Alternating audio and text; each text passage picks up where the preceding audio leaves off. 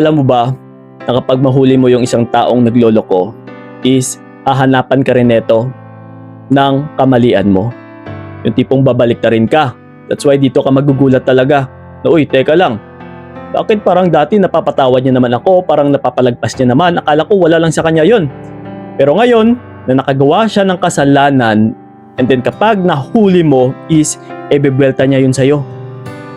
Hahanapan ka talaga ng butas utol.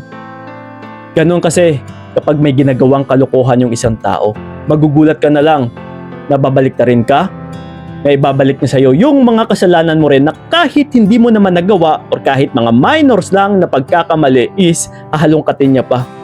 Yes, ganun talaga ang taong may ginagawang kalokohan. So huwag ka na magtaka pa.